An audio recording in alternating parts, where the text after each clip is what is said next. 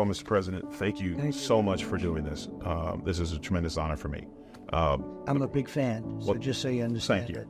Well, I'm glad because I've got an issue with you, and and when you gave me this opportunity, first of all, thank you for coming on the Gutfeld Show. It was hilarious. Yeah. It was a lot of fun. It's a good show. And I actually owe you an apology before we start. I've been very critical about you, how you fight all through the campaigns. I voted for you because I like policy. I didn't know you as a man.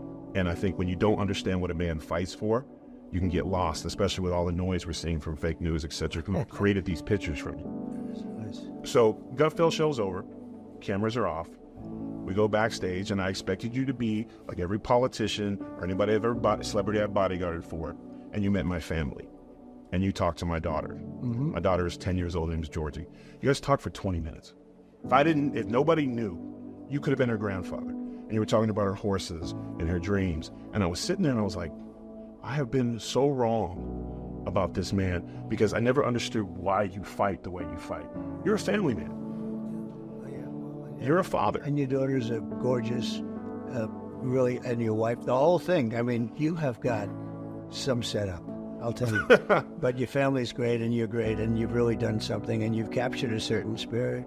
You know, a friend of mine who's very smart, he's also a very big guy. He said, because I'm big and strong, people think I'm not the smartest guy. Oh, I know. Okay? You are a really smart guy.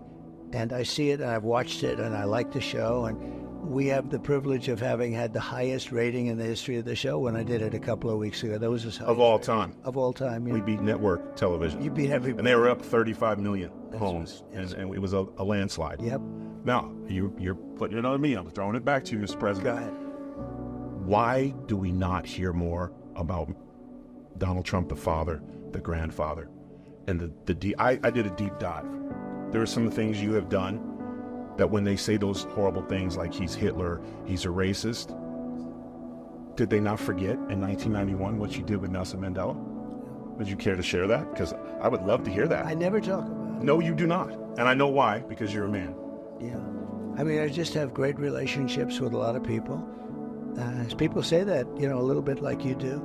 I don't think it's a narrative the press likes. Maybe it's not even a narrative that I should have. We have to protect our country, and maybe we should let the other side, I don't even call them the enemy. I think we have more of an enemy from within than we do from outside. If you have a smart president, they talk about China and Russia and everything else. If you have a smart president, they're not going to be the problem. We have a bigger problem from within, and they hate it.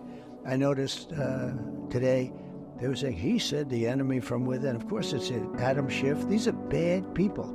These are sick people and bad people, and it's true. But I think it's a narrative that they don't like, frankly. I think the fake news, a term I think I came up with, I'm very proud. No, you did. You course. It's not you tough. Should probably trademark it, but I'm not going to. Yeah, I should I'm not going to give you business tips. But it's funny because it's a great term, but it's actually not strong enough because it's beyond fake. It's really bad.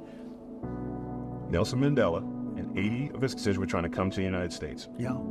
The United States government wasn't helping him. No one was helping him. You chartered a 727 plane for their entire trip. Yeah.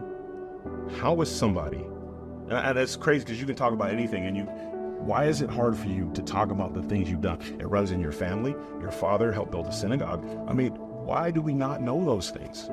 It's something that I've never, I love doing it. I don't need praise for it. I don't, we all like a certain level of praise, but I've never, I just like helping people. I help a lot of people, and I enjoy doing it, and I never talk about it. It's nice that you bring it up. I also think it's not a narrative that the press likes talking about, for me. But I think it would help a lot of the American people who have been misled, I myself included. Now listen, I'm voting for you now because of the man you are, not just because of the policies. Because not every American will get the opportunity that I had to saw who you were backstage. And that's why I have this list. I mean, I have testimonials. We can't go through all of them because I want to see them. Now this was I had to dig deep. I like that. You donated $100,000 to race dogs. You're not even a dog guy. Yeah. Explain that. Well, that's Lara. So I have the wife of Eric, and she's a terrific person. She's actually now a very big and important person in getting elected in the Republican Party. Comes from North Carolina. She loves the dogs. And I did that in her honor, actually. And, if you listen to her, boy, dogs are treated very badly. They're, some evil people having to do even with dogs. So I did that for my daughter-in-law, more so than me. I don't know that much about dogs, but I want to take care of them. And I had an opportunity. As president, you can do a lot of things. I did a lot. The size of the kennels, the size of the cage, there's like cages that they're in. And it's terrible. It's like you have no room, no nothing. And she came in with a whole group of people. These are people that really fight hard for dogs. I mean, you have people that fight. And she's a good person, so I did it for her.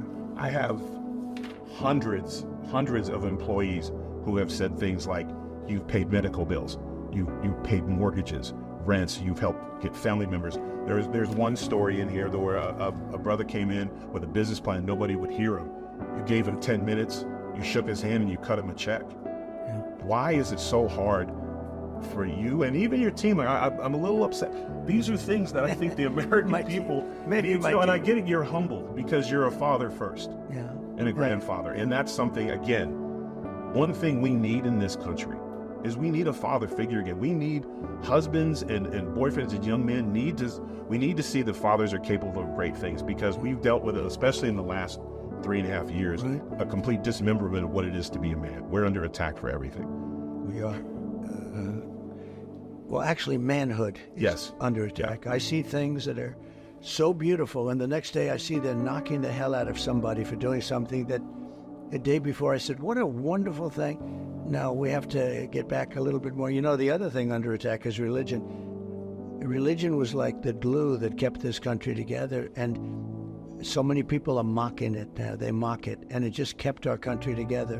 But it's absolutely under attack, and under attack by this administration.